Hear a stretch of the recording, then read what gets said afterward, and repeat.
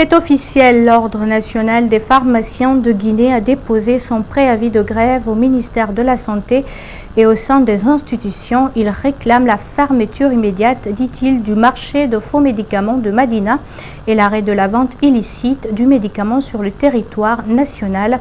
À cela s'ajoute la mise à la disposition de la justice des responsables des sociétés médicaux et d'Iprofam impliqués dans la disparition du camion de faux médicaments. Alceni Bari et Yacouba Traoré pour nous en dire plus. La situation est grave, précise l'Ordre des pharmaciens de Guinée. Les médicaments sont vendus dans les marchés, dans les rues, parfois dans des conteneurs, sans tenir compte des conditions de conservation. À cela s'ajoute la disparition du camion de faux médicaments d'une valeur de 33 milliards de francs guinéens. Pour se faire entendre, l'Ordre des pharmaciens a rendu public son préavis de grève dans une plateforme revendicative de 6 points. Les principaux sont les suivants. La fermeture immédiate du marché de faux médicaments de Madina et l'arrêt de la vente illicite du médicament sur toute l'étendue du territoire national.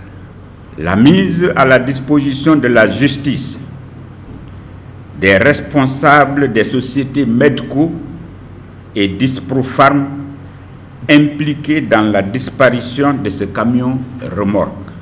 Samedi dernier, un homme succombe à Dapompa lors d'une injection d'un produit appelé extensiline par une simple vendeuse dans un magasin.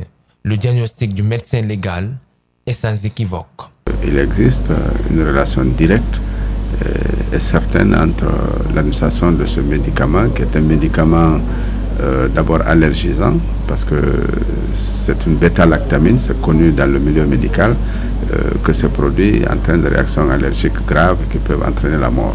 Ce n'est pas le premier cas rencontré par professeur Hassan Ba. Nombreux cas de mort sont dus à l'utilisation des faux médicaments. Il préconise des solutions. Il faut d'abord sensibiliser la population à ne pas s'adonner à cette pratique d'achat de médicaments dans des conteneurs ou sur des tables exposées au soleil. C'est un véritable danger, c'est des poisons qu'ils achètent. Et aussi dire à l'autorité ici de mettre en place une politique de répression contre cette vente illicite et illégale de médicaments. Notons que la Guinée ne dispose d'aucune unité de fabrique de médicaments. Cependant, deux Guinéens purgent une peine de 7 ans de prison et une amende de 2 millions de francs CFA pour la vente de faux médicaments. Au Sénégal, nous apprendons. En région, Gourbali, située dans la préfecture de Tougué, a désormais un poste de santé. Le coût de l'ouvrage financé par les fils ressortissants du village s'élève à plus de 200 millions de francs guinéens. Un ouf de soulagement pour les habitants qui se sont fortement mobilisés lors de l'inauguration de cet établissement sanitaire. De retour de Gourbali, voici le reportage de Djibril Ba et de Alceni Camara. Gourbali est un village qui se dresse sur un plateau non loin du district Sandaké. Aujourd'hui, la localité est dotée d'un poste de santé comportant 8 salles de traitement et 2 vérandas. Voir cet édifice à la hauteur des cases équivaut à la fin d'un calvaire, se réjouissent les habitants, car ils étaient autrefois obligés de parcourir des kilomètres pour des soins appropriés. En termes d'équipement, le poste de santé dispose à ce jour de 5 lits, d'un bureau pour le chef du poste et d'un dispositif solaire. Ces bijoux sanitaires seront bénéfiques non seulement aux 3268 habitants de Sandaké. Le traitement de l'eau de boisson avec le chlore, les causes et les conséquences et la prévention des fistules obstétricales, l'utilisation des mildas sont entre autres des prestations qui seront offertes dans ce centre de santé. Il y a également d'autres pathologies qui vont être prises en charge, notamment le paludisme, la diarrhée et les infections respiratoires aiguës. Les tâches les plus importantes à accomplir par vous, les populations bénéficiaires, seraient la fréquentation et l'entretien de ce poste de santé. En vue de réduire cette tragédie que les femmes et les nouveau-nés et de leur fournir des services de santé essentiels pour sauver leur vie et améliorer leur état de santé. Les autorités locales sont plus que ravies de voir des ressortissants s'investir pour le développement de leur localité. Elles ont aussi vanté les avantages de l'ouvrage pour le village et ses environs. Nous avons dans notre PAI, le plan annuel d'investissement, nous avons des programmes par lesquels nous devons investir plus ou moins dans les districts, dans certains villages. Donc nous sommes toujours présents auprès des populations pour les petits besoins. À Groubali, il y a d'autres besoins qui se présentent aux habitants, des aspirations qui doivent impérativement accompagner cette infrastructure. C'est pourquoi les ressortissants n'entendent pas baisser les bras. Parlons à présent du comité de pilotage de la CAN 2025 en Guinée. Depuis sa mise en place par un nouveau arrêté du Premier ministre Ibrahima Kassori Fofana, des voix se font entendre ça et là sur sa composition. Pour la première fois, le président du dit comité, Sanoussi Bantamasso, hausse le ton. On le suit au micro de Moussa Campos Souma et de Ibrahima Sori Kamara. Chaque gouvernement est souverain de faire porter un projet par qui le gouvernement veut. Ce qui compte, c'est les résultats. En Côte d'Ivoire, celui qui est le président du comité de pilotage, c'est le chef du gouvernement. Parce que la réalisation des infrastructures est une mission exclusive de l'État. Au Cameroun, c'est le ministre en charge des sports qui est le président. Donc, je souhaiterais qu'en Guinée, que les gens puissent faire la différence. Nous avons deux étapes importantes. C'est l'étape de la réalisation des infrastructures, parce que tout le monde dit qu'on n'a pas d'infrastructure, à part le stade de Nongo, et qui n'est même pas fini. Qu'il faut revoir complètement pour le mettre aux normes. Et le stade du 28 septembre, la Guinée n'a absolument rien.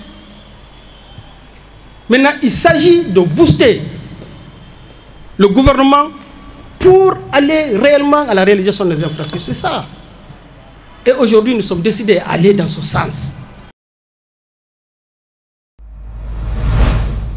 Du sport dans cette édition, une cinquantaine de journalistes sportifs ont suivi ce mercredi au Palais des Sports du stade du 28 septembre une session de formation sur les fondamentaux et notions techniques de basketball. C'est une initiative de l'Association de la presse sportive de Guinée. Pate Diallo, reportage Moussa Campos Souma et Ibrahima Sori Kamara.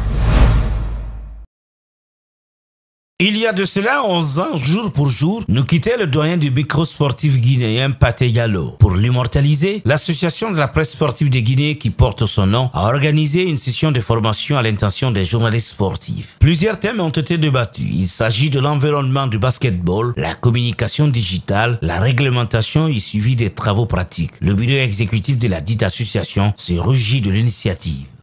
Les journalistes formés seront plus aptes à faire des comptes rendus fidèles, des commentaires justes ou des analyses clairvoyantes d'un match de basketball. C'est la dynamique à laquelle souscrit notre association en organisant dans les mois qui suivent d'autres sessions de formation sur le basket et d'autres disciplines sportives. Le département en charge des sports se dit prêt à accompagner les journalistes sportifs du pays. Je prends l'engagement devant vous, au nom du président de la République, le professeur Alpha Condé et de son gouvernement, que le ministère des Sports, de la Culture et du Patrimoine historique que je dirige ne ménagera aucun effort pour apporter son soutien à l'association de la presse sportive de Guinée, qui se bat sur le terrain pour permettre aux journalistes sportifs de répondre positivement aux attentes des uns et des autres. Cette formation est animée par les experts de la Fédération guinéenne de basketball. C'est une formation de vulgarisation du basket. Donc c'est pour expliquer le basketball aux journalistes, aux communicants, aux personnes qui sont capables de valoriser notre discipline en Guinée et à l'extérieur. Donc vraiment leur expliquer le b.a.-ba du basket, comprendre le règlement, comprendre l'environnement à la fois économique, juridique, social et sportif de notre discipline en République de Guinée. Donc c'est une formation qui, j'espère, va permettre de communiquer beaucoup plus sur le basketball guinéen aujourd'hui. Et en France, la République en marche a choisi Nathalie Loiseau en tête de liste pour les européennes avec l'écologiste Pascal Canfin en deuxième position. La ministre des Affaires européennes a assisté ce mercredi à son dernier conseil des ministres après avoir démissionné du gouvernement suivant. Et heureuse de conduire cette liste. Ce qui nous rassemble, c'est la vision que porte le président de la République pour une Europe de liberté qui protège nos valeurs, notre démocratie, une Europe de protection qui veille à notre modèle social, qui veille à notre environnement, qui veille à une planète dont l'Europe doit être le porte-drapeau, le protecteur. Et c'est une Europe de progrès. Le temps est totalement transversal, qui va irriguer tous les sujets, la politique commerciale, la politique agricole. Des responsabilités à France Télévisions. Stéphane vient de La Réunion. Et voilà qui met fin à ce journal à tous. Merci de l'avoir suivi. Merci également à l'équipe de la rédaction ainsi qu'à celle technique. Restez avec nous, nos programmes continuent sur Espace TV. Au revoir.